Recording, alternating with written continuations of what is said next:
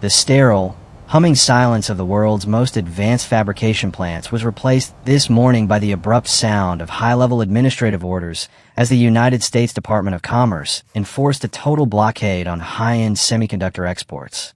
In the early hours of the business day, digital manifests across major logistical hubs in California, Taiwan, and the Netherlands were purged of destinations leading to the Chinese mainland, effectively severing a $400 billion artery of global trade that has sustained the modern digital age. The atmosphere inside the headquarters of leading chip designers was one of clinical, calculated precision, as automated systems redirected shipments of the silicon processors that power everything from advanced artificial intelligence to the precise guidance systems of ballistic missiles. Outside these high-tech corridors, the industrial gravity of the moment began to set in, marking a fundamental shift in the economic geography of the 21st century as the flow of the world's most vital commodity was choked off at the source. This was not simply a localized regulatory update or a standard trade dispute. It was the formal commencement of a total technological decoupling between the world's two largest sovereign economies. According to official statements released by the United States Department of Commerce and the White House, the primary claim justifying this $400 billion cutoff is the immediate and non-negotiable preservation of national security. U.S. officials claimed that the export of advanced semiconductors, particularly those utilized in high-performance computing, was being systematically diverted from civilian commercial use to accelerate the modernization of the People's Liberation Army. According to government spokesmen, the targeted technologies include sub-7 nanometer chips and the sophisticated ultraviolet lithography machines required to manufacture them, which are essential for the development of the next generation of autonomous weapons systems and quantum computing capabilities. American representatives stated that this action is a defensive necessity designed to prevent a technological surprise that could undermine the global military balance of power and threaten the stability of the Indo-Pacific region.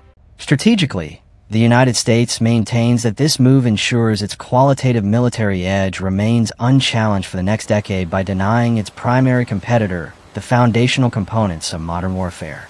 Symbolically, Washington says this action represents the end of the era of globalized interdependence in the high-technology sector and the reassertion of sovereign control over critical supply chains. But the story quickly became far more complicated. Before we break down the specific list of banned entities and the hidden ripple effects hitting the global electronic supply chain from Tokyo to Berlin, make sure you hit the like button and subscribe to the channel so you never miss the latest dramatic developments shaping global geopolitics. We are committed to bringing you the most measured and expert analysis of these rapidly evolving events as the technological architecture of the modern world undergoes a fundamental and perhaps irreversible shift. And your support ensures we can continue to provide this depth of coverage during times of escalating international crisis. According to Chinese state media and official reports from the Ministry of Commerce in Beijing, the $400 billion export ban is being characterized as an act of economic coercion and a flagrant violation of international trade law. Chinese authorities stated that the United States is weaponizing its historical control over the global semiconductor supply chain to contain China's peaceful rise and technological development under the guise of national security. According to reports from Beijing, the primary actor in the East is preparing a reliable entity list that could lead to immediate retaliatory bans on critical minerals like gallium and germanium, which are essential for the manufacture of the very high-end chips the United States seeks to monopolize. To understand the technical context, one must recognize how the semiconductor supply chain functions. While American firms design the most advanced processors, the physical assembly and raw material sourcing often rely on a global network that passes through Chinese industrial hubs. Analysts noted that China's domestic big fund has already been mobilized to fast-track indigenous chip production, aiming to bypass Western patents through new vertical integration techniques and state-led industrial espionage. Between these narratives lies a complex reality that analysts are still working to understand. Why does the $400 billion semiconductor market carry such immense strategic weight in this burgeoning confrontation? The answer is the total transformation of the world's most vital industrial theater.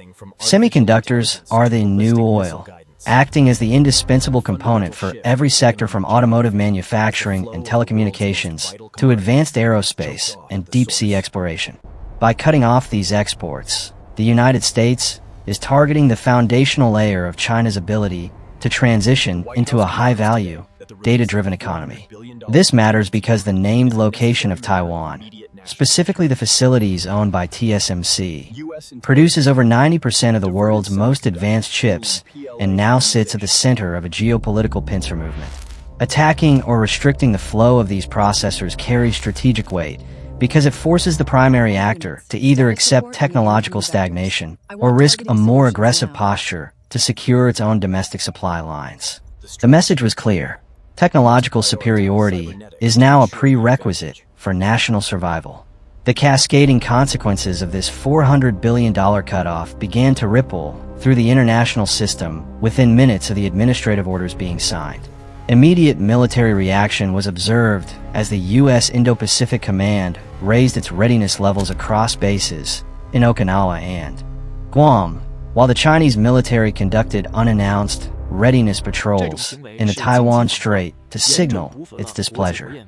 This mobilization has triggered a chain reaction where regional governments in Tokyo, Seoul, and Taipei are now facing intense domestic pressure to either align fully with the American mandate or risk being cut off in the U.S. financial system.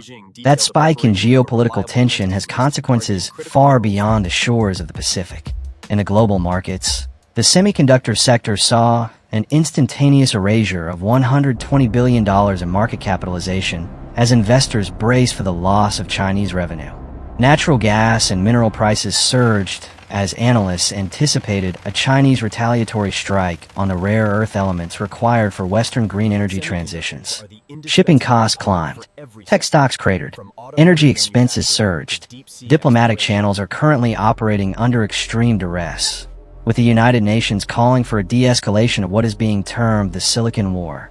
International pressure is mounting on Washington to provide a clear roadmap for the ban, as middle powers in Europe and Southeast Asia fear being forced into a binary choice between their security partner and their primary trading partner. In the United States, domestic political reaction has been a display of unified intensity. Leaders from both parties in Congress have called for the immediate implementation of Tier 4 sanctions to ensure no loopholes remain in the blockade. The United States maintains that the semiconductor cutoff is a necessary and defensive measure to protect the international rules-based order and prevent military escalation. China maintains that the ban is an illegal attempt to maintain a global technological hegemony at the expense of developing nations.